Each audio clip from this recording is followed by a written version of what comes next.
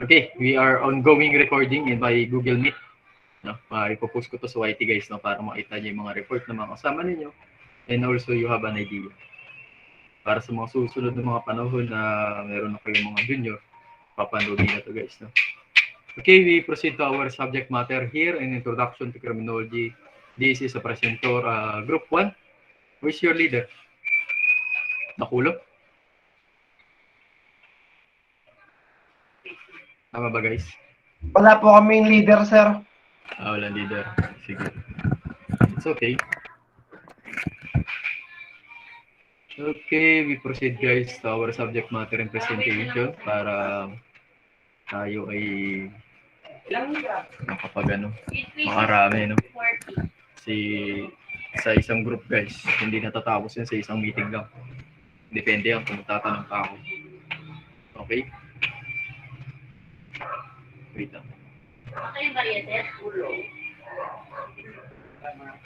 Presentation of Group 1. Narinig ba?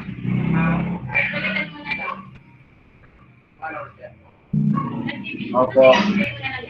Chapter 1, an overview on the study of criminology. Let's proceed to our discussion. A. Birth of criminology in the Philippines. Even though written codes have existed for thousands of years, they were confined to outlining crimes and punishments, not what inspired people to break the law. Ibig sabihin po dito, nag-exist na po ang batas noon pa lamang at may mga written codes na tinatawag, halimbawa po is yung Hammurabi's Code na nag-exist 1,000 years ago. Ibig sabihin po na sa Hammurabi's Code, ang an eye for an eye and tooth for a tooth. Ibig sabihin po doon ay kung ano yung ginawa mo, ay gagawin din sa'yo kung ano yung nagawa mong kasalanan. Halimbawa po is nakapatay po ako or nakapatay siya. Pag nakapatay po siya, ang parusa pong gagamitin sa kanya ay kukuha sa Hammurabi's Code na kung sakaling makapatay siya, ay papatayin din po siya. Yun po yung punishment noon. At kung ang rape po or nakabali po ng buto, halimbawa po nakabali po ng buto ng tao, ang gagawin pong punishments po sa kanya, papaluin siya hanggang sa mabali po yung buto. Kung ano po yung consequence na ginawa nyo, ayun din po yung mangyayari sa inyo kung sakaling papatawan po kayo ng punishments. And they were confined outlining crimes and punishments. Ayun nga po, no, na magkakaroon ka ng punishment kung gagawa ka ng krimen noong unang panahon. Not what inspired people to break the law. Ibig sabihin po doon, para hindi na po pamarisan ng ibang tao yung mga gumawa ng crime na yon. Halimbawa po, may nabigyan na po ng ganong punishment, nagkaroon ng death penalty or something. Ang gagawin po ng ibang tao, hindi nagagayahin kasi yung paraan para mabawasan yung krimen noong unang panahon. And next po, Middle Ages. Superstition and diabolical domination were prevalent. Sinasabi dito na noong unang panahon, nung Middle Ages pa lang, yung mga tao naniniwala sa haka-haka o kwento-kwento or naniniwala sa mga supernatural things. Halimbawa po yung mga aswang. Kunyari po, ito si ganito, naging aso nung napatay niya si ganito.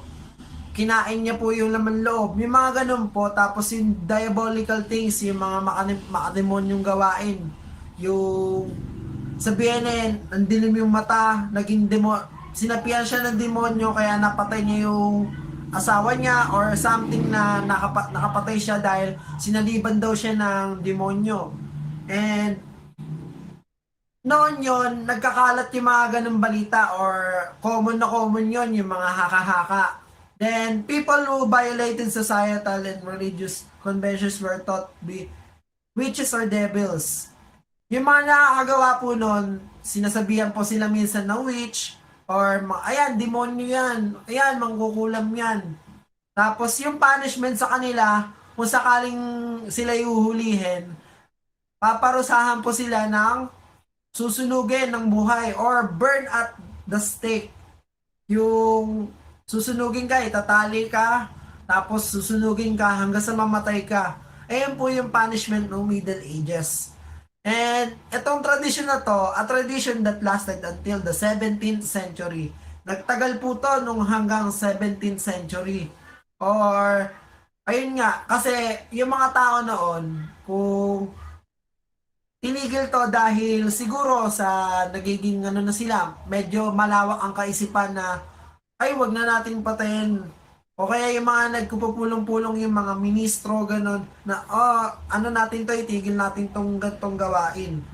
Parang nagkakaroon na rin po ng kamalayan ng mga tao na wag pumatay or wag bawian ng buhay yung mga nagkakasalanan dahil nagbabago naman din po ito.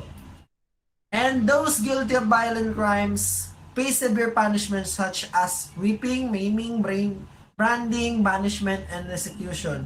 Noon po, ang mga punishment or mga parusa kung sakaling makakagawa ka ng mga hindi ka nais-nais na bagay noong Middle Ages, yung mga whipping. Halimbawa po yung inabutan ni Jesus Christ, yung whipping, yung papaluin ka po ng hahagupitin ka po ng latigo. Habang si Jesus Christ kasi nun, nagbubuhat ng krus. Pinalo-palo siya ng latigo hanggang sa manghina. Yung maiming naman po is puputulan ka or tatanggalan ka. Halimbawa po, naninilip po ako. Sinilipan ko po yung anak ng hari. Sinilipan ko po na nakikita ko naliligo ng mabutubad. Ang gagawin po sa akin noon, ang parusa doon ay tatanggalan ng mata. Kung isang mata ba or dalawang mata. Basta po tatanggalan ka po or meron pa pong ibang bagay na gagawin. Halimbawa po, nanghahawa or nanghipo ka. Alam na po yung gagawin nun or nagnakaw ka. Ang gagawin sa iyo, puputulan ka po ng kamay. Or kung nang rape ka, ang puputulin naman sa iyo yung ari ng lalaki. Yung branding ay yung tatatakan ka po or papasuin ka ng parang Very good Akulo, no? Ganda ng pagkakaano mo, discuss mo. Malinaw at malakas. Sa mga susunod na reporter, make sure na malakas ang boses nyo. Tapos malinaw yung mga sinasabi ninyo. And the first reporter, Dakulo, is very good, no? Guys, always remember that kung sino pong pinakamataas dito sa reporting natin, in final examination, nag-give plus 10 or plus 20 in a group, kung sino yung grupong mataas. No? Final examination, guys, is malaking puntos yung pagdating sa ano. Kaya make sure na you are very competitive.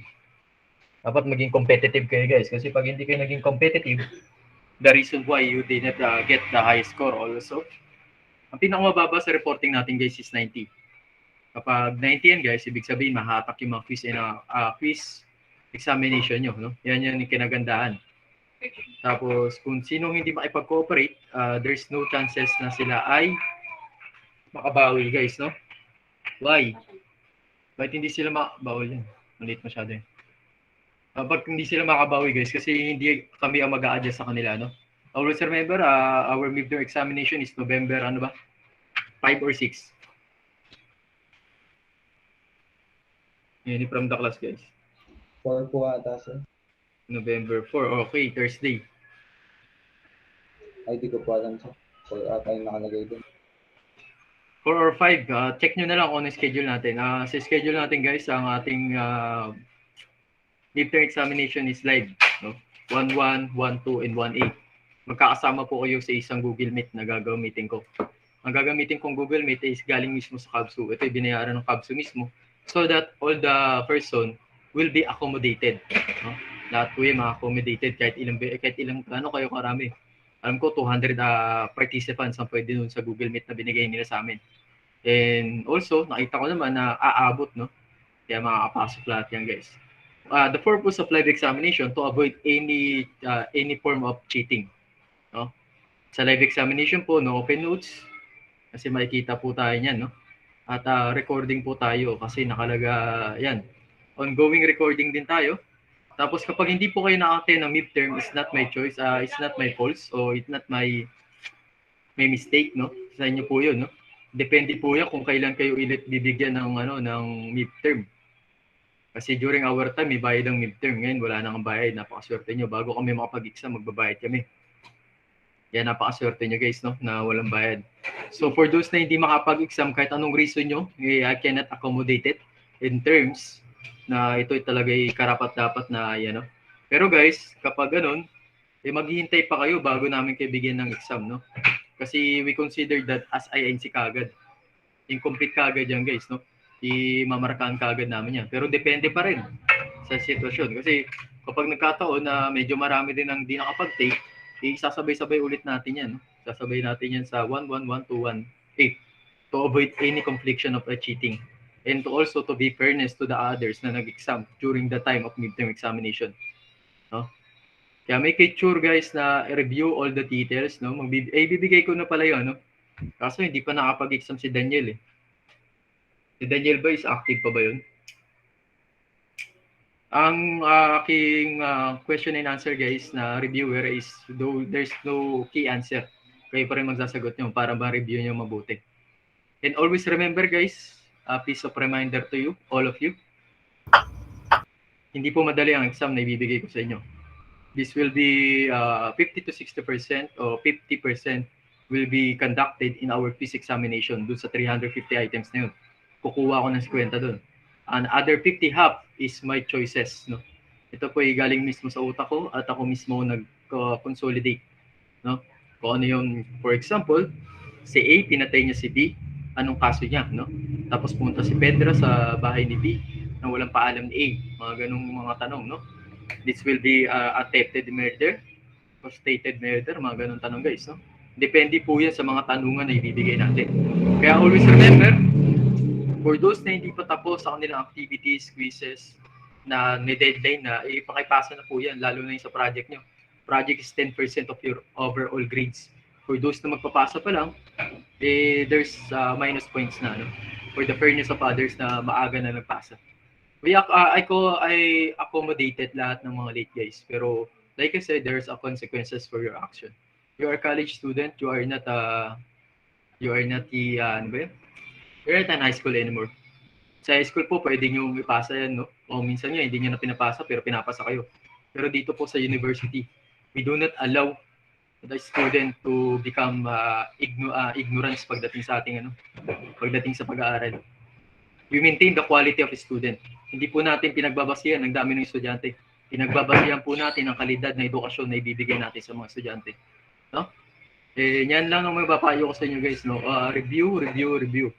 Not only my subject but also in other subject. But as far as my concern, iba-iba po kasi kami ng the way of thinking ng mga professor. Ang thinking ko po, talagang kailangan mas matuto ng estudyante. No? And also is that preparation for your any examination that you conducted. Because they have a qualifying examination in terms of criminology courses. If you do not pass the qualifying examination, that the chances that you kick out in our school or yung ibig ko sabihin, pwede kang ilipat ng ibang school, no? Huwag niyo po sayangin ang pagkakataon, libre po ang tuition dito sa university. Dati, ang mga mag-aaral may bayad. Nagsisipag sila. Lalo pa ngayon kaya nawawala ng bayad, di ba? Magsisipag kayo. There's a student na nagsabi, sir, masyado ko po kasi marami, no? Hindi na po masabay-sabay kasi na-stress na kami, no? Pumasok yung conflict na tinatawag natin. The conflict of interest, guys, no? Yung conflict na tinatawag natin, ay hindi na natin ma-handle minsan. Our perception, ang perception ng bata, ganito lang naman yung guys, no? Yung mga una, ang perception nila sa mga estudyante, kapag hindi sila pinapasukan ng professor, iniisip nila tamad yung professor. Ngayon, kapag binigyan naman sila ng maraming activities o pinapasukan sila lagi, ang isipin nila mahigpit ng professor, no? That is the mentality of student, does not know how to handle the situation.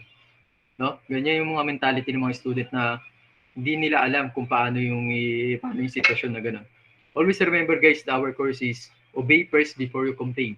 Gawin nyo muna lahat bago kayo mag-complain because always we have a consideration for the other matter na kaya kung hindi nyo mapasa na maaga, kinukonsidera naman yan guys, no? Gawin nyo muna bago nyo i-complain na lahat. No? Kasi our courses is very broad. Ang ibig ko sabihin, very general guys. You are future law enforcement someday. Pagdating po sa serbisyo, hindi po uso ang reklamo. Trabaho ang kailangan, no? Yan po ang pinapairal natin dito sa ating kurso o curriculum. Sa ibang school guys, sa mga private school, hindi kayo papayuhan ng ganyan. Why? Because money is involved. Profit. No? Dito po sa Cavite State University, our standing and also our pride and also our quality of education that we given to our student. Yun po ang pinapairal namin. Hindi po uso dito yung bayaran system na pag nabagsak, babayaran yung teacher. No. Kung anong score mo, kung ano yung binigay mo sa amin, yun ang kakalabasan yun. No? Always remember that guys. No? Para doon si student na marami pang pagkukulang. Okay? Maraming kulang pa dito guys. No? Paipasa na lang guys kasi once I computed and also I once recorded, mahirap po baguhin. No? Mahirap po manghula ng grades na wala naman kayong binasiya sa amin. Kasi lahat po ng binibigay nyo sa amin, recorded po yan sa ating Google Classroom at tinitingnan po ng ating chairperson. And not also chairperson, but all the indang main campus, kung ano ba yung mga ginagawa natin. Kaya make it sure to yourself that you know how to handle the situation and time management. Very good, Dakulo. No? Napakaganda na report mo. Very, very broad and also ang ganda ng mga explanation and also yung mga example, yung mga ganyang bagay yung gusto ko makita sa student guys. Dito kasi pagdating sa reporting guys, makikita dito yung makikitaan dito yung magaling sa pagdating sa yung paikipagtalastasan. Pag sinabi po natin yun, ay ikaw as a leader, hindi ka po mahihiyang humarap sa maraming tao. Lagi niyo tandaan guys, dapat kayo as a criminology student, you expect that there's a chances na kayo ay tatawagin, na kayo ay kailangan humarap sa maraming tao. Kapag ganun po ang sitwasyon, paano po ang gagawin natin? No? You need to be very practical and also very confident with yourself. Na magaling ka. Hindi lang ikaw ang magaling sa isang bagay, kundi kaya mo mag-excel. We are very flexible, guys. Yan ang kurso natin, no? Yan ang pinili niyong kurso. Kaya sana, for those other reporters, gandaan nyo, guys. Sayang puntos. I give a plus 20 for plus 20 or plus 10 in our final examination. And for those person na guys, ipasa niyo yung mga notes yun. Notes, handwritten man yan o printed, ipasa niyo sa akin, no? Para ma-accommodate ko, para malagay ko yung plus points nyo in terms na lumabas na yung midterm ko. Pasa niyo ngayong week para ko na, malista ko lahat. Sir, saan po yung papasa, sir? PM mo ko. Sige po, sir. PM niyo ako, guys. O kaya guys, maglalagay ako ng yan ba yun? Sa Google Classroom maglalagay ako kung saan niyo ilalagay para ma-monitor ko lahat kung sino yung nagano. Kung sino yung mayroong mga notes, handwritten man o printed, walang problema sa akin yan. No, kung paano yung way of way of understanding of way of study para makita ko kung paano kayo mag-review, no. Kasi depende kasi sa mga estudyante, mayroong mga estudyante na nagsusulat. The best way to understanding of paano mag-review guys pagsusulat talaga, no? Yung mga nagsusulat talagang pumapasok sa utak nila yan. Why? Because habang sinusulat mo yan, natatanda mo yan. Okay? Depende sa mga estudyante. Pinanood ko naman sa inyo yung Clark TV, no? Yung 10 things kung paano mag-review. Depende sa inyo kung paano nyo i-update yung sarili. Gagawa ko ng Google Classroom o gagawa ko guys ng link para doon nyo ilagay yung mga notes o handwritten o kahit ano, printed o kahit ano pa yan. No? Para makita ko yung effort to the study. Sayang yung plus point guys, no? Sinasabihan ko na kayo, hindi madali ang exam ko. And also, every question, you are only allowed to answer in 60 seconds. 1 minute per question po tayo. PowerPoint presentation po yung question ko so that maganda po tayo ng papel na panulat at ballpen na panulat. No? That's a PowerPoint presentation. And also, sasagutan natin yan, pero pagbalik din na. No? Pagbalik yun na ng sem break. Kaya munang kabahan muna kayo. No? Para relax muna kayo guys. No? Ayan, sinasabi ko guys, very situational yung mga tanong ko. Nakikita ko nga yung mga tanong ko, ginagawa ko ngayon eh. Ako kahit ako, nahirapan ako eh. Ewan ko kung bakit ko nagawa yun, no? Kaya nyo naman yan. Okay, Dakula, start ko muna. Continuous tayo. Yan sa midterm, basta pagandaan natin guys, no? Ang logo. Halimbawa po, yung letter X or T. Pinasok ka po, yung parang tinatorture ka.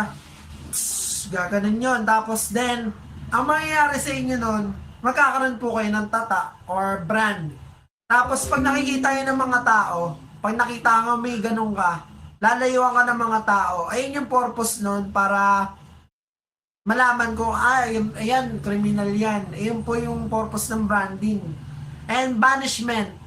Yung banishment po ay ipapatapong ka sa malayong lugar. Para kang ginawang pusa. Itatapong ka sa malayo para hindi ka na makabalik or hindi ka na makita ng kahit sino na noong unang panahon, nung kasagsagan yon, halimbawa na eto, may nagawa ka, nakapatay ka or magnanakaw ka sa bayan na yon, lagi ka nakakagawa ng krimen na yon, ang gagawin sa iyo, ipapatapong ko sa malayong lugar. Then, execution o yung pagbibitay. Ang dami pong klase ng bitay, pugot ulo, by hanging yung ibibigti ka.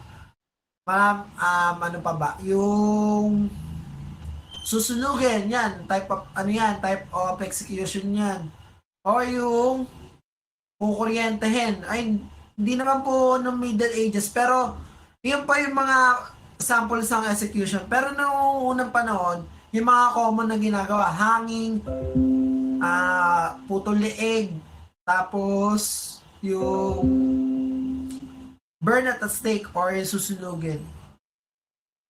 19th century, Cesar Lombroso, an Italian philosopher, founded the positivistic school of criminology, arguing that the criminal bias is unique.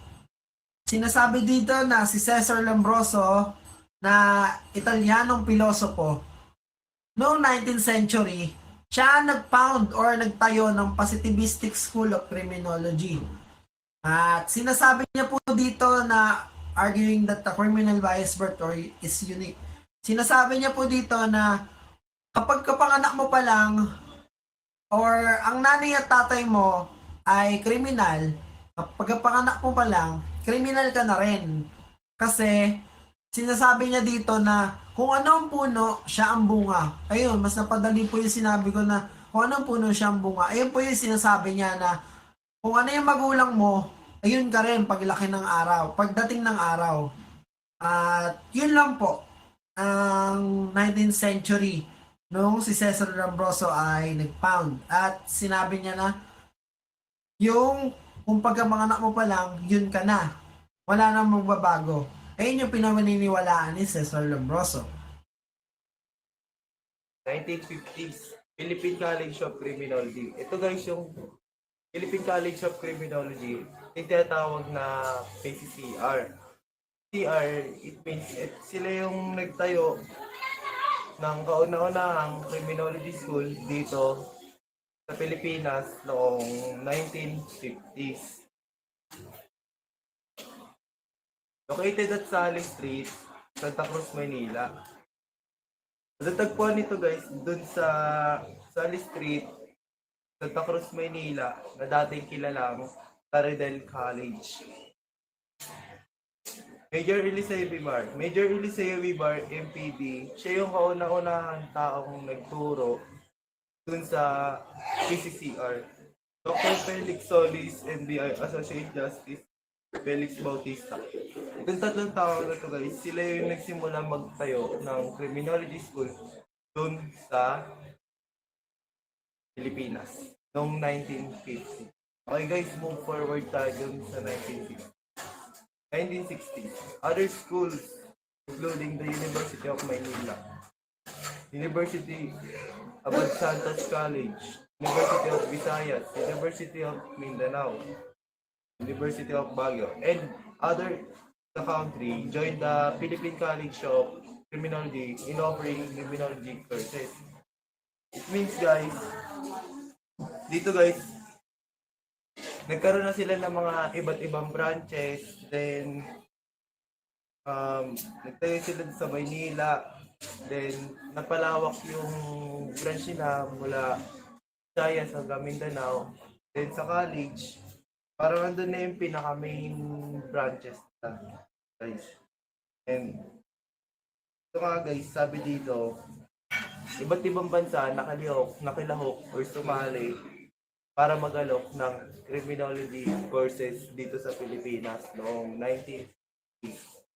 Guys, move forward tayo. May dalawa tayong pag-uusapan ngayon, dalawang Republic Act. Si Republic Act 6506 sa Republic Act 11131.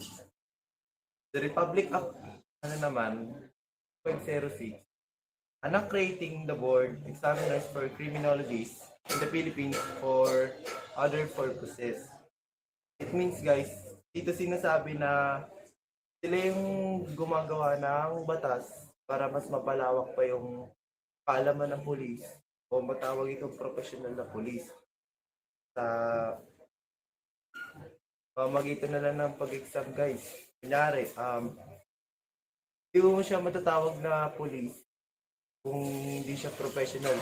Like, kailangan yung mga pulis natin din, may mga alam sa batas, may mga alam sa bagay-bagay, hindi lang sa pagsisilbi sa punan, guys.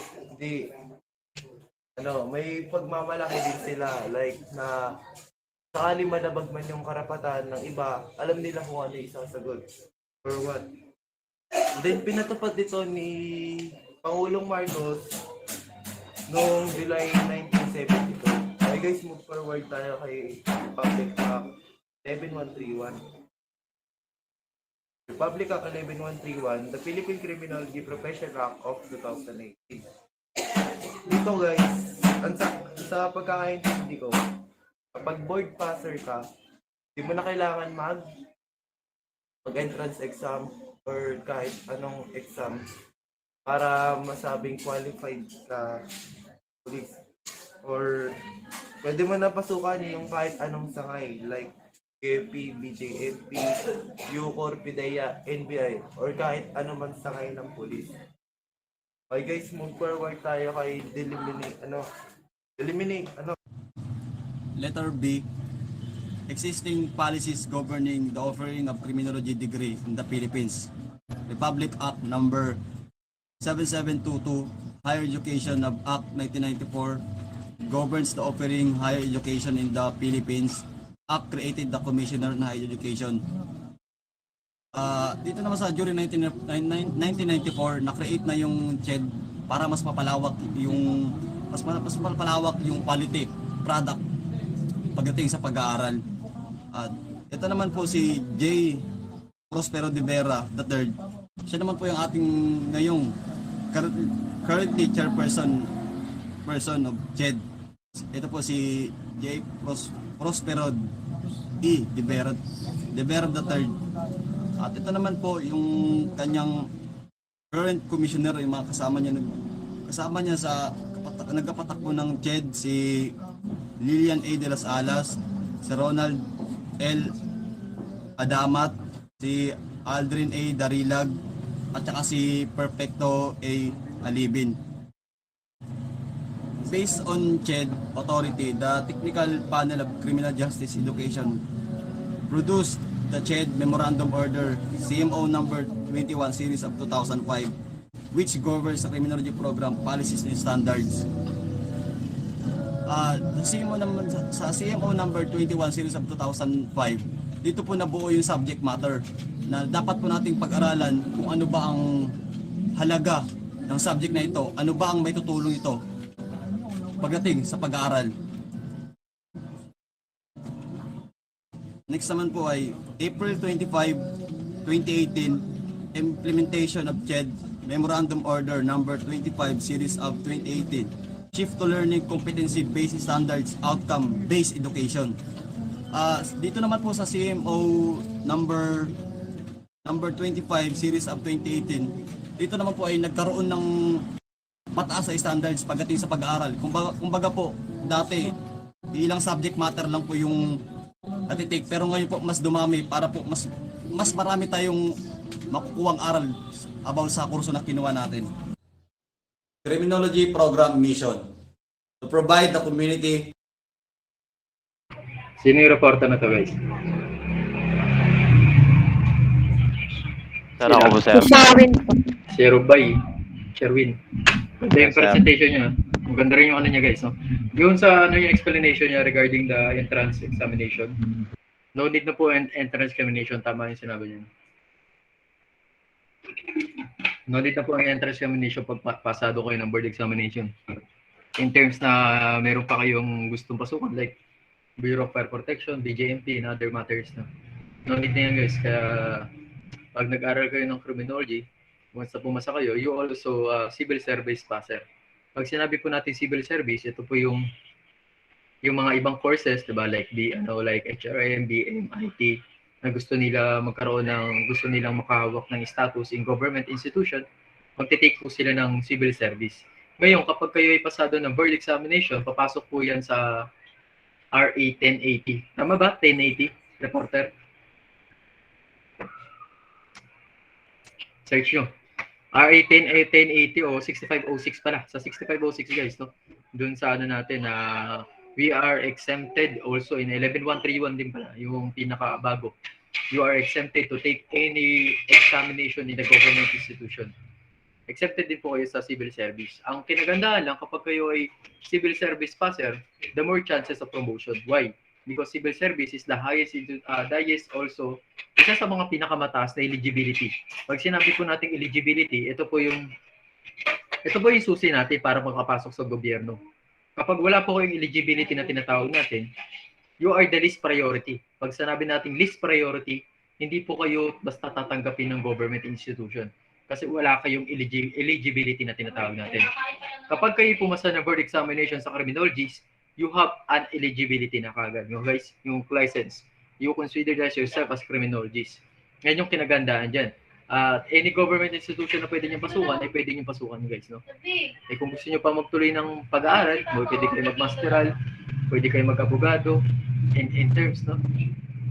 Ang hirap lang kasi guys, kapag nag-aaral ka ulit ng abogado, putik yan, sakit na naman sa ulo niyan. No? Tapos nakita ko yung, nanonood kasi ako lagi ng salo, ng kanilang mga, paano ba mag-take ng exam. Sobrang hirap guys, no? Ini-imagine ko pa lang, sumasakit na yung ulo ko. What else pa kaya? Ayun, no? Kaya yan, continuous natin. With professionally competent and morally upright graduates who can provide efficient and effective services in crime prevention, crime detection, and offender rehabilitation among other areas. Ang mission ng program natin, which is criminology, para ma-provide natin yung sufficient and effective services para sa community at maging isang professional in terms of good moral para sa prevention of crime. The goals of the criminology program stated in CHED Memorandum Order are as follows. Number 1. Encourage research and inquiry on the nature, causes, treatment, or punishment of criminal behavior and how justice agencies function and respond to crime, criminals, and victims. So, sinasabi dito na ang criminology program conducts further research to provide wide understanding sa mga nagiging causes, treatment, at kaparusahan sa mga criminal behavior na nagiging nature ng mga tao. So, through research, they will be able to analyze the situation and adjust or improve criminal justice.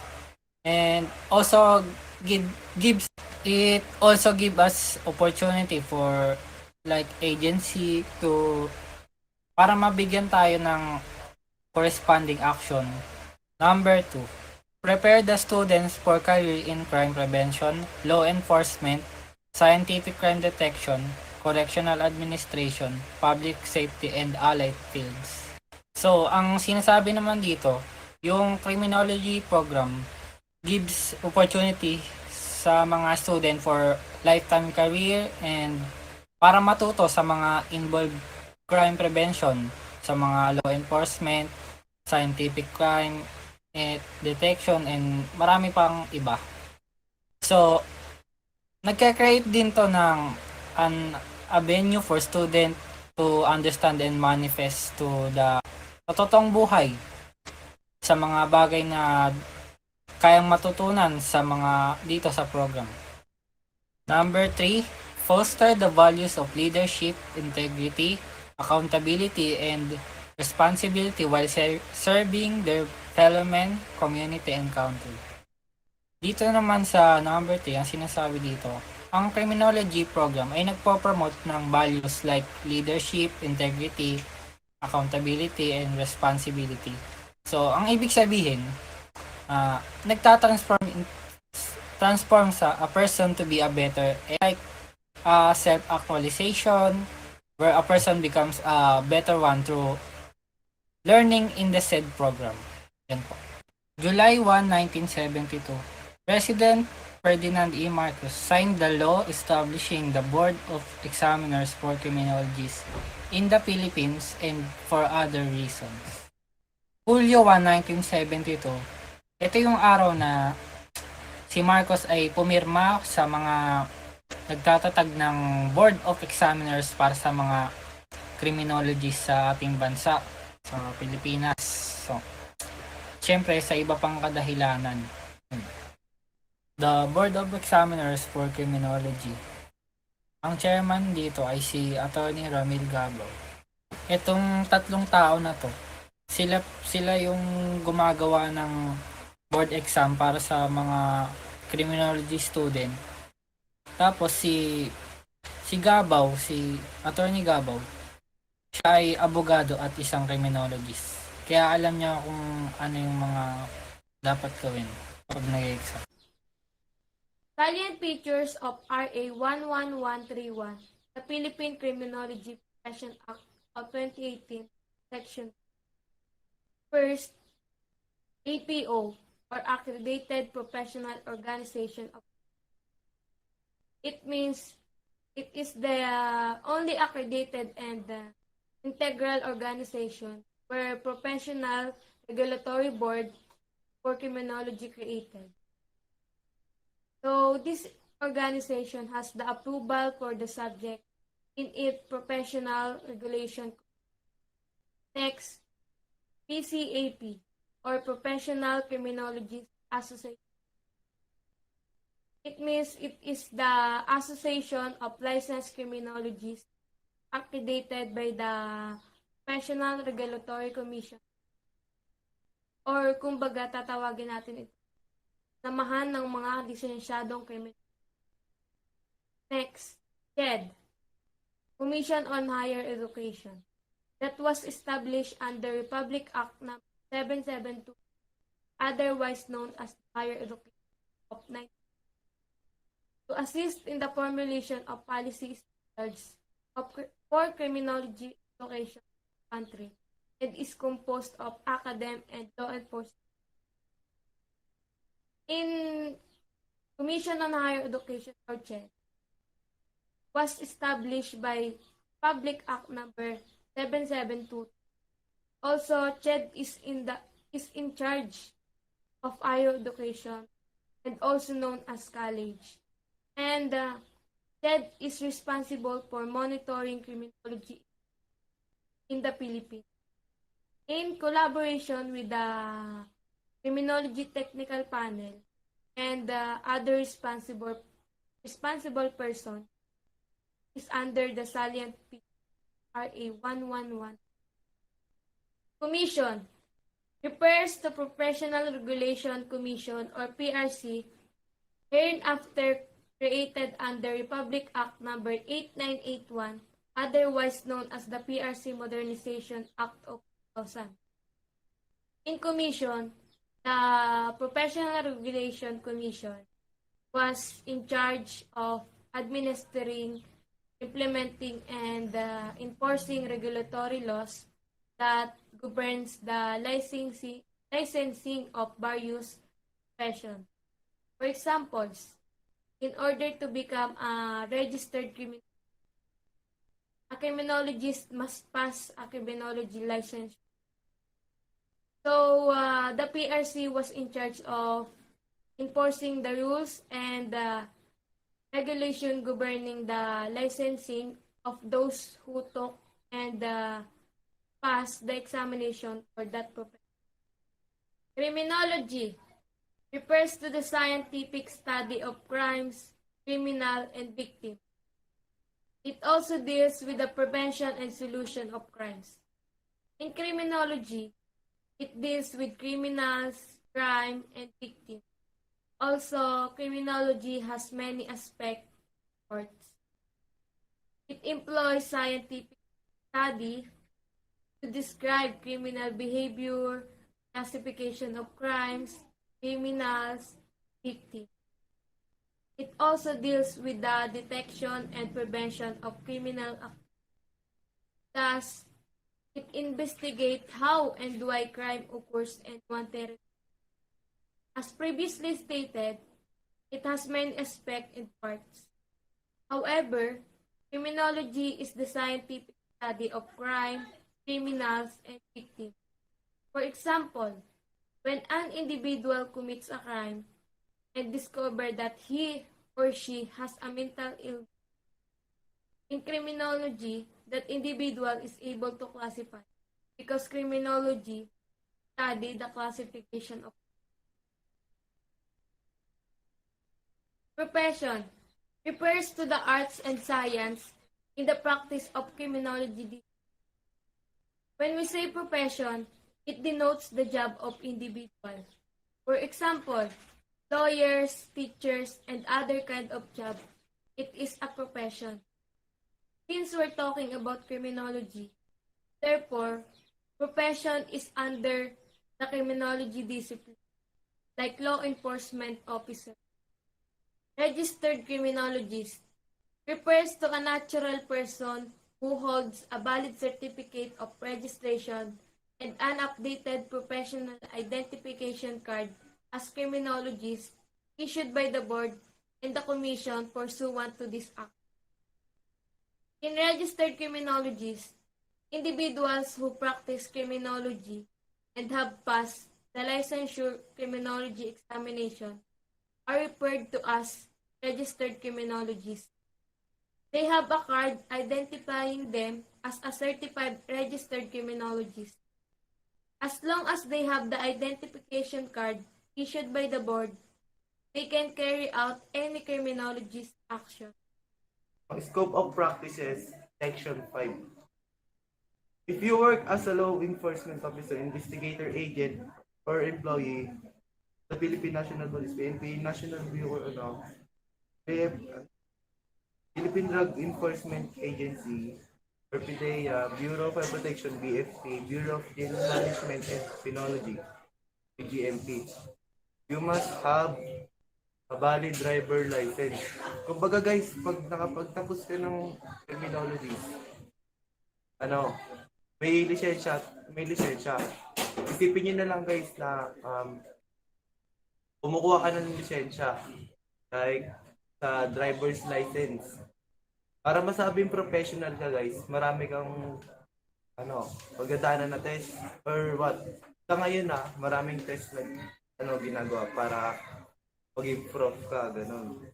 Then, makakwalified ka na criminologist kung mabibigyan ka ng lisensya na to. Then, kahit anong sangay ng pagpupulis, NBI, PDEA, BFP, BJP, kahit anong sangay kayo, basta qualified ka at may license ka na ito, pwede ka maging pulis. Din lang, salamat.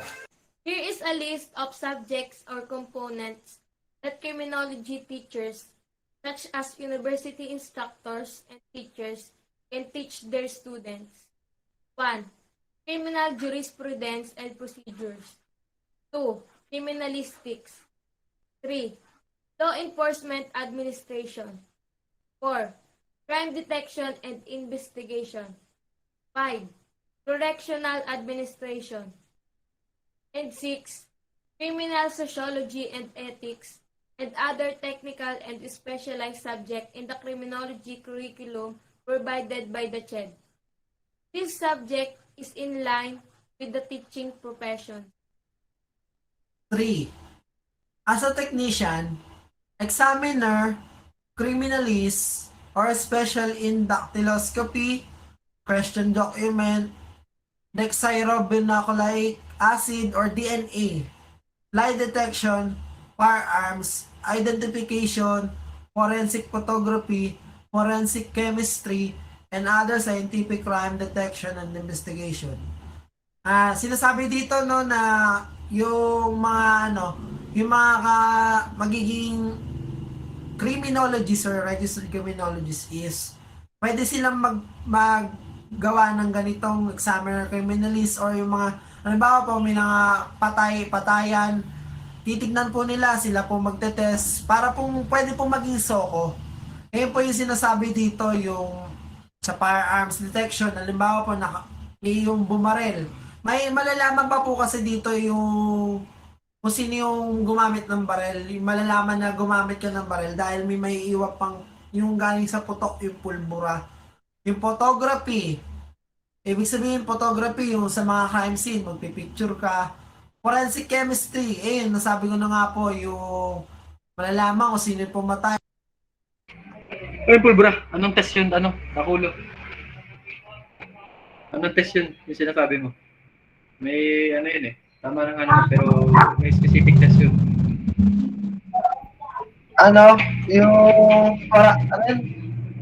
Para limutan ko, sir. Pero ano, tas ngayon, Any from the para group? ano, What the test yung sinasabi niyong pulbura?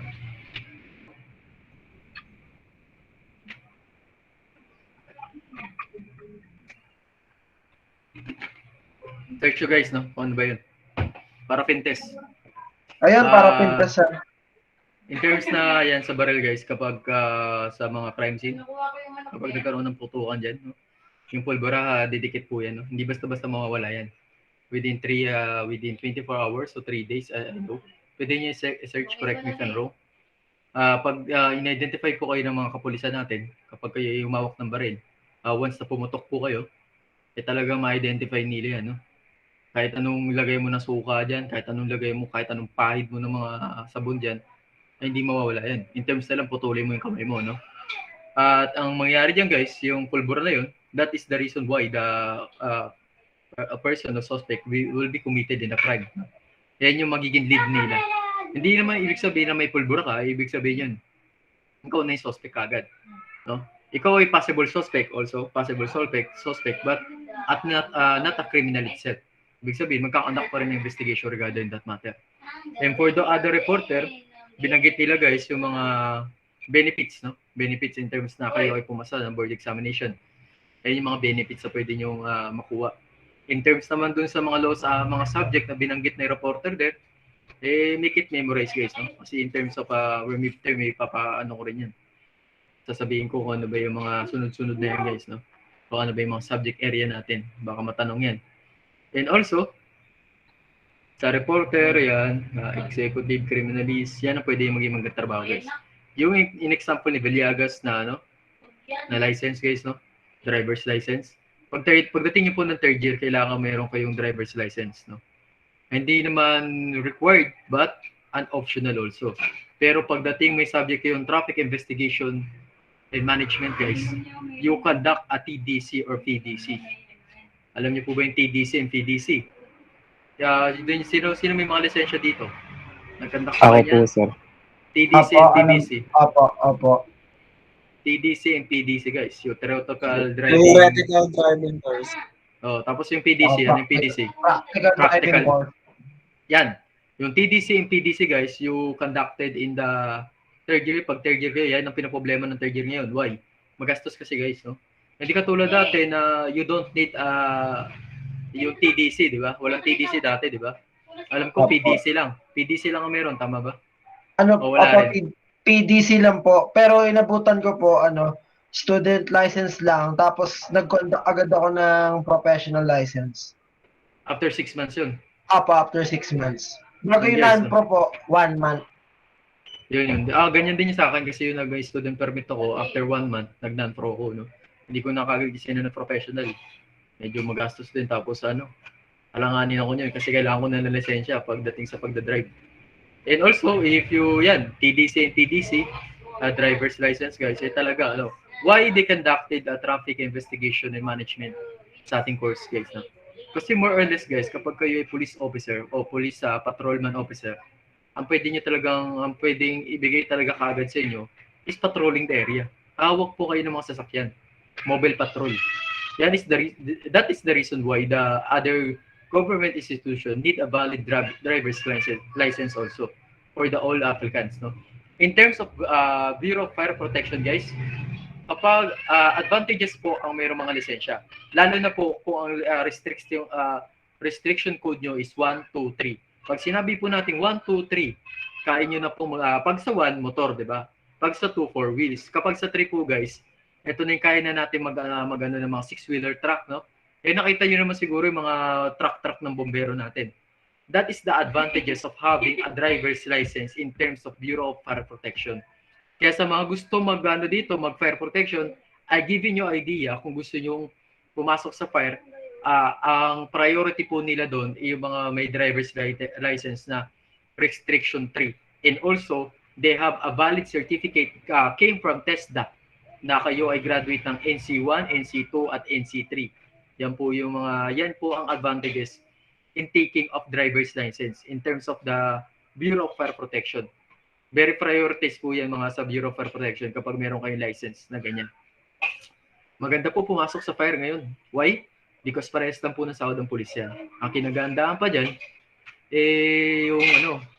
hindi ganun kabigat, no? Hindi katulad sa kapulisan, guys. Once na kayo ay merong aberya, talagang tatanggalin kayo. Pero like I said, may kanya-kanya ngayong perception na tinatawag natin. Yung perception, kanya-kanya kayo ng pangarap sa buhay. Pero sa bawat pangarap nyo, guys, make it sure na hindi kaagad kayo matanggal, no? Kasi sobrang higpit ngayon, no? Social media is very powerful weapon in terms of the government institution na mayroong pagkakamali. Kaya as a government, guys, ang pagkakamali is not pardoning. Pag sinabi po natin pardoning, hindi po sapat na batayan o dahilan na gumawa ka ng pagkakamali. Kasi ikaw ay professional. No, lalo-lalo na kung grave offense to, guys. Kapag grave offense to, 4 na taon na pinag-aralan mo, 1 taon na pag-aaral mo para sa review, 5 taon po pag-aaral ng criminology totally. Kasi magre-review pa kayo niyan. And also, depende kung kayo ay regular student. Kasi kung irregular kayo, baka umabot kayo ng 8 years o 10 years sa KABSU, no? Kidding aside, guys, no? Pero totoo yun. Merong mga student ako na 8 years na sa KABSU, no? Irregular sila. Ibig sabihin, matagal sila bago makagraduate.